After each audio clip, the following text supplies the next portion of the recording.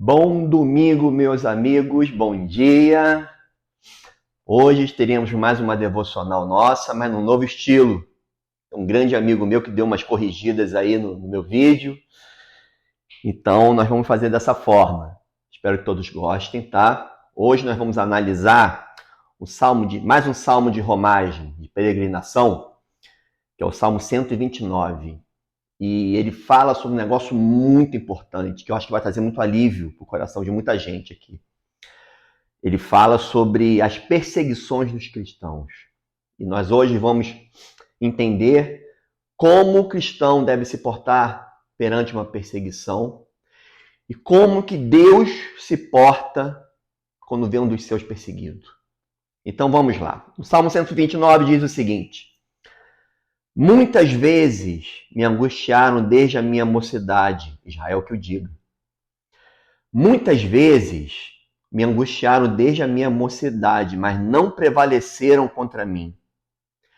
Os lavradores passaram arado nas minhas costas e abriram longos surcos. Mas o Senhor é justo, cortou as cordas dos ímpios. Sejam envergonhados e repelidos todos os que odeiam Sião. Sejam como a erva dos telhados, que seca antes de florescer. Que não enche a mão do ceifeiro, nem os braços daquele que ata os feixes.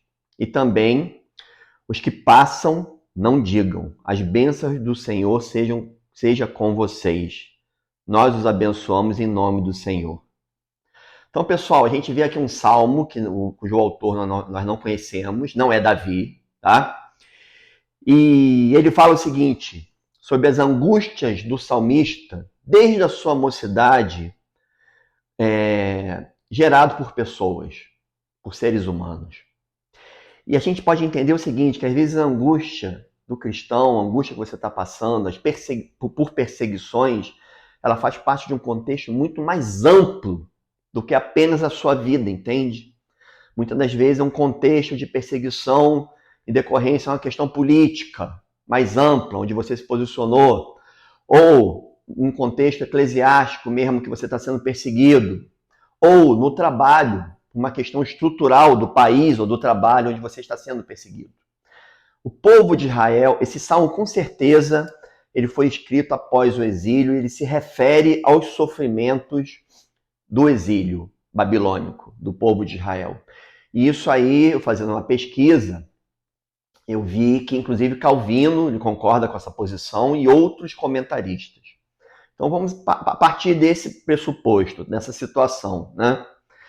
Então ele coloca que muitas vezes angustiaram ele desde a mocidade, Israel que o diga. Quando ele fala de Israel que o diga, ele está comparando as angústias que ele passou com as angústias que Israel passou no exílio, né? Ou seja, o exílio de Israel teve consequências drásticas na vida desse salmista. Ou seja, o mais amplo leva a sofrimento de pessoas, né? Muitas vezes, ele repete, isso aí é um paralelismo na Bíblia. No Salmo isso acontece muito, ele faz repetições para enfatizar aquele fato. Então, muitas vezes me angustiaram, desde a minha mocidade, ou seja, essa pessoa deve ter passado sua vida inteira, desde criança, desde jovem, né, no exílio da Babilônia, e sofreu as tormentas. E a partir daqui, o seu sofrimento pode ser desde a sua mocidade, inclusive vivendo nesse mundo que nós estamos vivendo. Eu tenho quase certeza que posso falar que quase todo mundo aqui tem angústia, passa por angústias nessa vida, né? Mas o que parece é que essas angústias eram geradas por seres humanos que os perseguiam, né?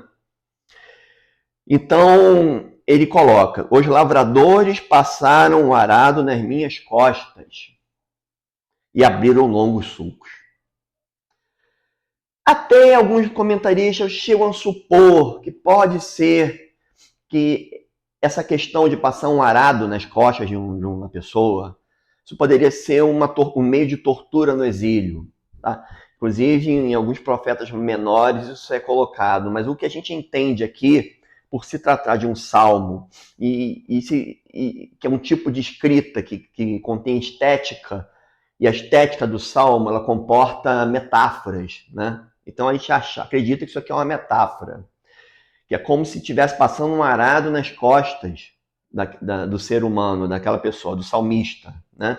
E longos sulcos se abrem ali. E que a gente pode entender, né, que que é interessante, que às vezes as perseguições que a gente passa, ela gera feridas. Ela gera ferida e gera cicatrizes, sulcos, que nunca vão sumir. Os sulcos que os arados produzem na nossa alma perante as perseguições não somem. A cicatriz está lá. Tá? E isso aqui também é um tapa na cara da teologia da prosperidade. E, veja bem, nós temos um Deus soberano que atua perante o seu povo, mas o que não impede que nós passemos sofrimentos e angústias e perseguições. Não é essa a promessa que a Bíblia nos faz. E, inclusive, isso nos deixa cicatrizes. Cicatrizes profundas. E quando nós olhamos para elas, nós somos carregados de tristeza. Carregados de tristeza. Eu já tive. Você provavelmente já teve também. Mas aí, continuando a palavra aqui. Mas, porém, sempre que se coloca na Bíblia o mais, o porém, é que vem algo novo aí. O Senhor é justo. Deus não se agrada de maneira nenhuma,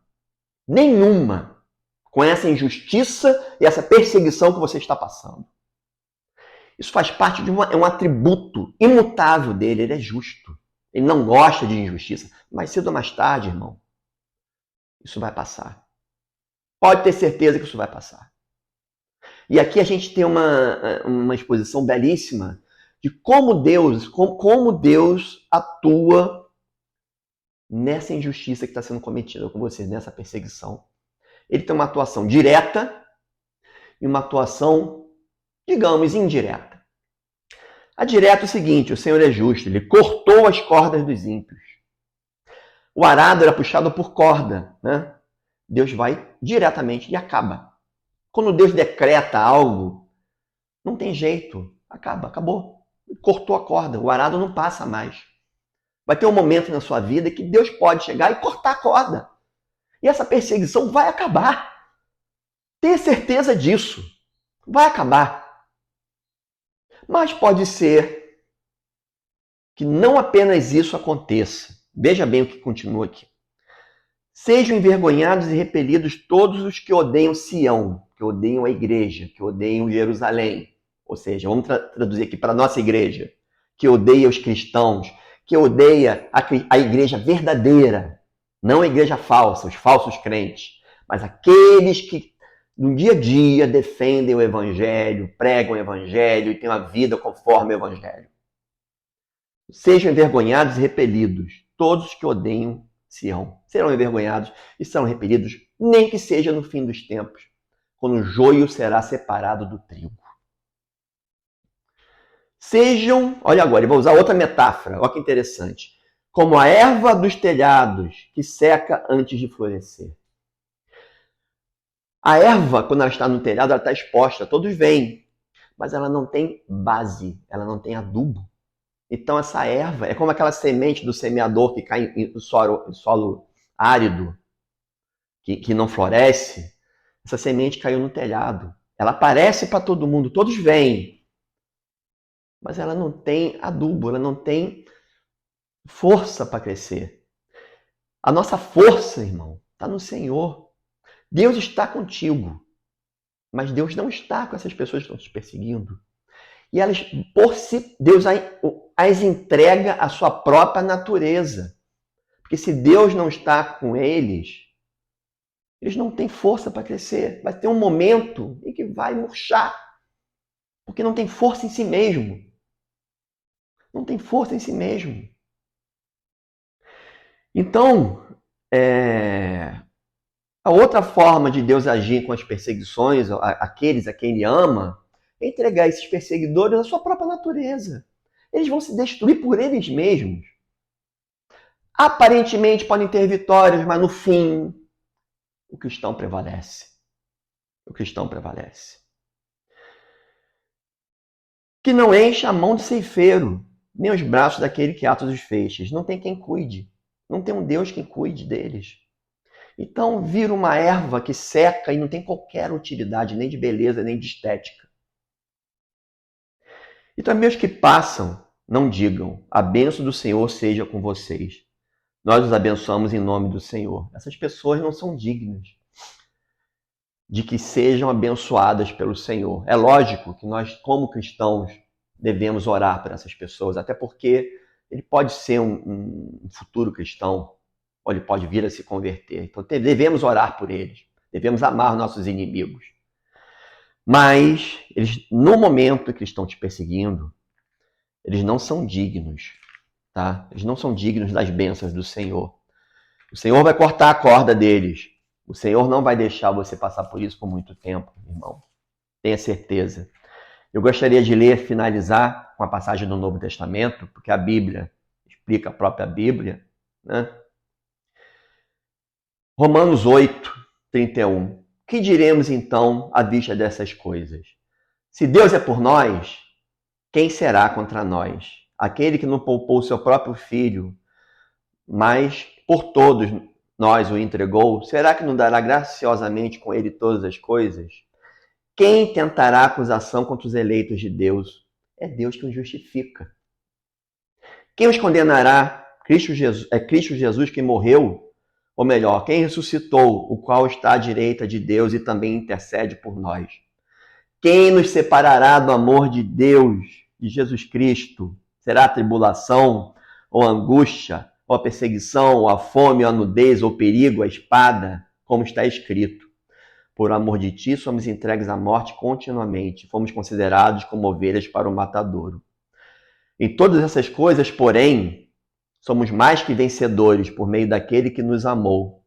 Porque eu estou bem certo que nem a morte, nem a vida, nem os anjos, nem os principados, nem as coisas do presente, nem do porvir, nem os poderes, nem a altura, nem a profundidade, nem qualquer outra criatura poderá nos separar do amor de Deus que está em Cristo Jesus, nosso Senhor.